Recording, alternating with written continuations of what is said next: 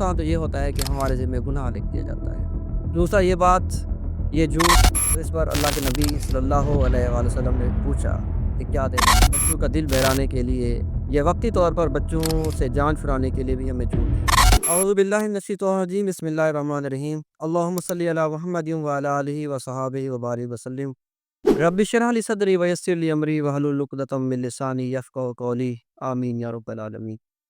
بچوں کے سامنے جھوٹ بولنا چاہیے یا نہیں؟ ہم میں سے بہت سارے والدین اس حوالے سے بہت زیادہ سستی کرتے ہیں، غفلت کا مظاہرہ کرتے ہیں، بلکہ ہم یوں کہہ دیں کہ انہیں اس چیز کی اہمیت کا اندازہ ہی نہیں ہوتا کہ بچوں کے سامنے بچوں کا دل بہلانے کے لیے یا وقتی طور پر بچوں سے جان چھڑانے کے لیے بھی ہمیں جھوٹ نہیں بولنا چاہیے۔ حضرت عبداللہ بن عامر رضی اللہ تعالیٰ عنہ سے روایت ہے کہ ایک بار میری والدہ نے مجھے بلایا، تو ہمارے نبی علیہ الصلوۃ والسلام بھی ہمارے گھر تشریف فرما تھے۔ تو والدہ نے کہا کہ آؤ میں تمہیں کچھ دوں، تو اس پر اللہ کے نبی صلی اللہ علیہ وآلہ وسلم نے پوچھا کہ کیا دینے کا ارادہ ہے؟ تو اس پر میری والدہ نے کہا کہ میں اسے کھجور دوں گی۔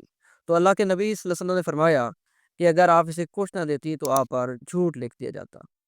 تو اس حدیث کو سننے کے بعد ہمیں یہ بات ذہن نشین کر لینی چاہیے کہ بچوں کے سامنے جھوٹ بولنے سے وقتی طور پر چاہے وقتی طور پر جان چھڑانی ہو یا بچوں کو بہلانا ہو، اس کا ایک نقصان تو یہ ہوتا ہے کہ ہمارے ذمہ گناہ لکھ دیا جاتا ہے۔